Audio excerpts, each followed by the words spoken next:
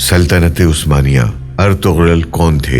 Ertugrul Ghazi کے نام سے ایک ترک ڈرامہ پاکستان ٹیلی ویژن پر اردو زبان میں نشر کیا جا رہا ہے، لیکن اردو زبان میں ڈبنگ سے قبل یہ ڈرامہ پاکستان میں اس حد تک مقبول رہا ہے کہ اس کے مداحوں میں سابق وزیر اعظم عمران خان کو بھی گنا جاتا تھا، جو اس میں دکھائی گئی اسلامی تہذیب کی تعریف کر چکے تھے۔ عثمانی روایات کے مطابق ارطغرل سلطنت عثمانیہ کے بانی عثمان اول کے والد تھے۔ اس کے علاوہ ان کے بارے میں حقائق پر مبنی معلومات نہ ہونے کے برابر ہیں۔ کئی صدیوں تک دنیا کے ایک بڑے حصے پر حکمرانی کرنے والے اس خاندان اور سلطنت کا آغاز تاریخ کے دھندلکوں میں گم ہو چکا ہے۔ تاریخ کی کتابوں میں عثمانی روایات کے علاوہ اس دور کی دو ٹھوس نشانیاں، ایک سکہ بازنطینی سلطنت کے مورخ کی ایک تحریر اور عثمان کے ایک خواب کا ذکر ملتا ہے، جس کا ہم آگے چل کر ذکر کریں گے۔ جو بات طے ہے وہ یہ کہ عثمان کا تعلق آج کے ترکی میں اناطولیہ کے علاقے میں آباد ترک خانہ بدوش قبیلے سے تھا، اور اس کی حکومت اناطولیہ کی چھوٹی چھوٹی حکومتوں میں سے تھی جن کی طاقت میں زیادہ فرق نہیں تھا۔ سوال یہ پیدا ہوتا ہے کہ آخر عثمان یا پھر ان کے والد نے ایسا کیا کیا کہ صرف اسی خاندان کا راج قبیلے سے چھوٹی ریاست اور پھر اناطولیہ کی بڑی سلطنت بننے سے 3 بر اعظم پھیلا اور پھر خلافت میں تبدیل ہوا۔ سلطنت عثمانیہ کی بنیاد 14ویں صدی کے اوائل میں رکھی گئی اور یہ 20ویں صدی میں ختم ہوئی۔ اس دوران ایک ہی خاندان سے تعلق رکھنے والے 37 سلطان اس کی مسند پر بیٹھے۔ ایک مورخ کے مطابق کسی خاندان کا مسلسل اتنی دیر حکومت کرنا معجزے سے کم نہیں۔ مورخ کیرولائن فنکل اپنی کتاب عثمان کا خواب سلطنت عثمانیہ کی کہانی میں لکھتی ہیں کہ عثمانیوں کی کامیابی کی وجوہات کچھ بھی ہوں، لیکن ان کی اناطولیہ، وہ علاقہ جو کسی حد تک آج کے ترکی کی حدود سے مطابقت رکھتا ہے، میں اپنے ہمسایوں کے ساتھ 2 صدیوں پر پھیلی ہوئی لڑائی انتہائی سخت تھی۔ ارطغرل کے بارے میں عثمانی روایت۔ مورخ اسٹینوفورڈ جے شاہ اپنی کتاب سلطنت عثمانیہ کی تاریخ اور جدید ترکی میں اسی روایت کا ذکر کرتے ہوئے لکھتے ہیں کہ سلطنت عثمانیہ کی شروعات تاریخ کے طالب علموں کے لیے ہمیشہ سے اہم سوال رہا ہے، لیکن اس دور کے ذرائع کی کمی اور بعد کے ادوار میں لکھی گئی روایات میں تضاد کی وجہ سے پورے یقین سے کچھ کہنا مشکل ہے۔ انہوں نے اسی مشہور روایت کو بیان کرتے ہوئے لکھا کہ عثمانیوں کا جد امجد سلمان شاہ تھے، جو قائی قبیلے کے سردار تھے اور 12ویں صدی کے آخر میں شمالی ایران کے ایک علاقے میں آباد رہے۔ روایت کے مطابق منگول حملوں کے پیش نظر دیگر بہت سے ترک قبائل کی طرح یہ قبیلہ بھی غلامی اور تباہی سے بچنے کے لیے نئے علاقوں کی طرف روانہ ہوا، اور جے شاہ کے مطابق خیال ہے کہ سلمان شاہ شام میں داخل ہوتے ہوئے اور اس کے بعد ان کے 2 بیٹے واپس چلے گئے، جبکہ ارطغرل نے مغرب کی طرف اپنا سفر جاری رکھا اور اناطولیہ کے علاقے میں داخل ہو گئے، جہاں سلجوق حکمرانوں نے ان کی مدد کے بدلے انہیں اناطولیہ کے مغربی علاقے میں زمین دے دی۔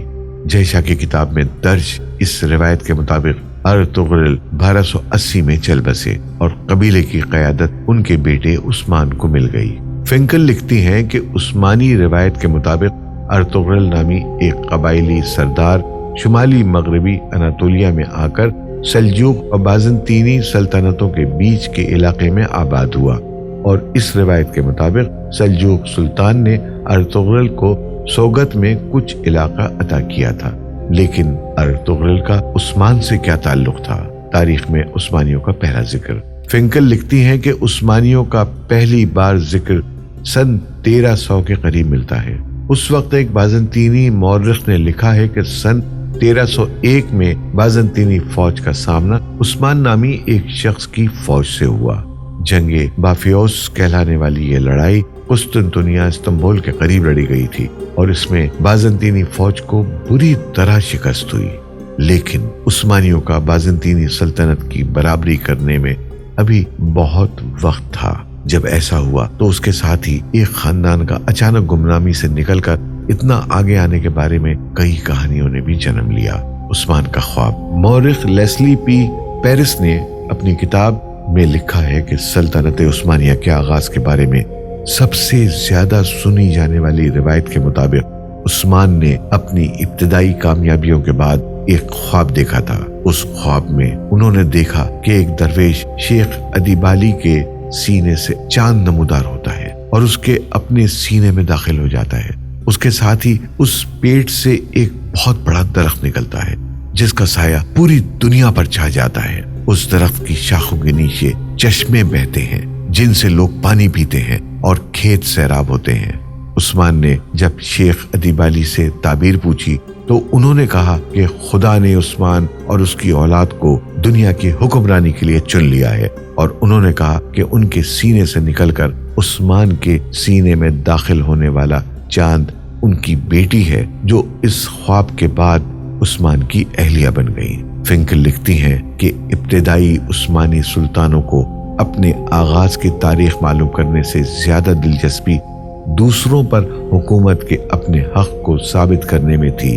ان کے نزدیک ان کی سلطنت کا آغاز ایک خواب سے ہوا تھا جو عثمان نے ایک بزرگ درویش کے گھر میں قیام کے دوران دیکھا تھا۔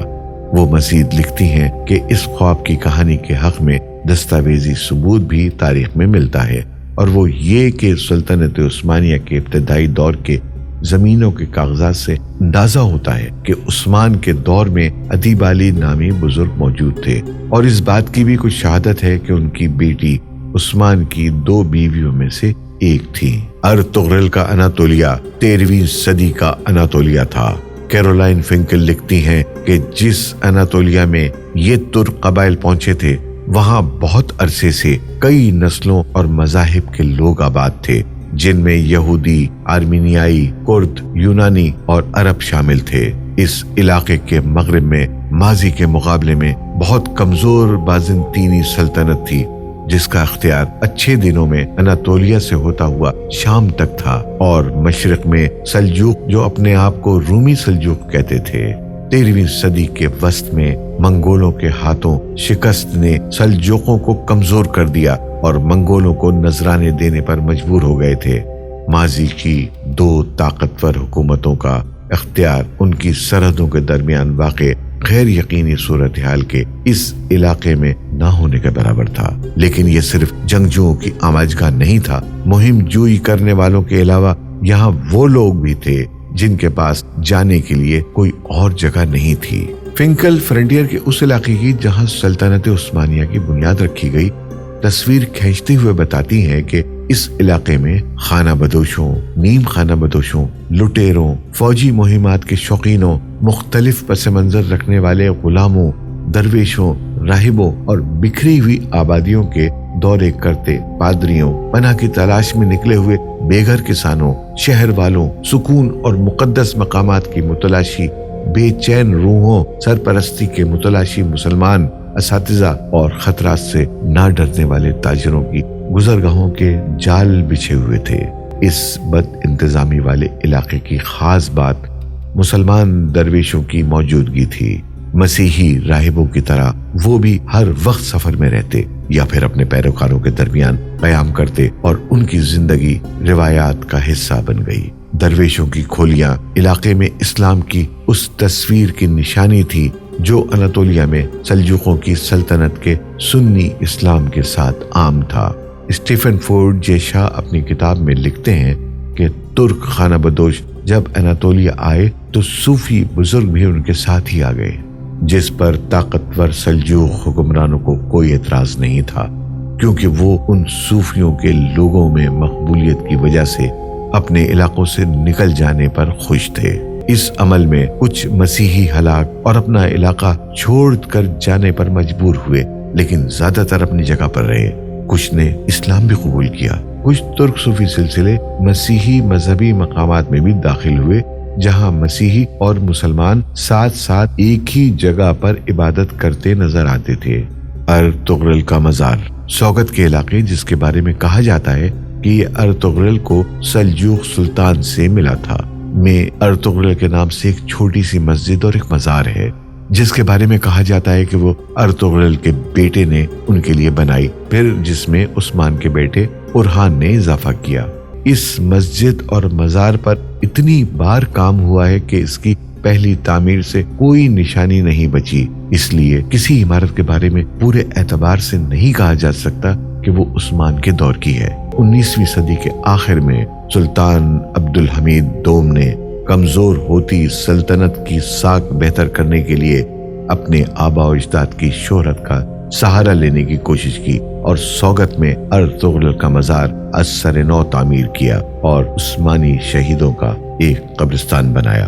ارطغرل کی زندگی پر ٹی وی ڈرامہ کیوں؟ امریکن یونیورسٹی آف بیروت میں ماہر بشریات جوش کارنی نے مڈل ایسٹرن ریویو میں شائع ہونے والے ایک مضمون میں سوال اٹھایا تھا کہ ترک حکومت نے کئی مشہور کرداروں کو چھوڑ کر آخر ارطغرل کا انتخاب کیوں کیا کہ سلطنت عثمانیہ میں سلطان سلیمان 1520 تا 1566 اور عبدالحمید دوم 1876 تا 1909 کی شہرت ارطغرل سے بہت زیادہ ہے، لیکن ارطغرل پر ٹی وی سیریل بننا بغیر وجہ نہیں۔ ان کے آبائی قبیلے کی اناطولیہ میں مختلف دشمنوں سے لڑتے ہوئے پیش رفت پر مبنی ہے۔ نتیجتاً جبکہ تاریخی کردار ارطغرل کے بارے میں بہت کم لوگ جانتے ہیں، سن 2018 میں لکھے گئے اس مضمون میں اس سیریز کے کئی پہلو ترکی میں ہونے والے آئینی ریفرینڈم کے اشتہاروں میں واضح تھے، جس سے کوئی شک نہیں رہتا کہ تاریخ اور پاپولر کلچر کو سیاسی فائدے کے لیے اکٹھا کر دیا گیا ہے۔ ایسے کردار کے بارے میں ٹی وی سیریل بنانے میں جسے لوگ نہیں جانتے، آسانی یہ ہے کہ اس کو کسی بھی رنگ میں پیش کیا جا سکتا ہے، جبکہ مقبول شخصیات کی خوبیوں اور خابیوں کے بارے میں لوگ آگاہ ہوتے ہیں۔ اس سے پہلے سلطان سلیمان کے بارے میں سیریز اسی لیے اس طرح کامیاب نہیں ہو سکی تھی۔ ارطغرل کے بارے میں سیریز بنانا ایسے ہی تھا جیسے خالی سلیٹ پر مرضی کے رنگ بھرنا۔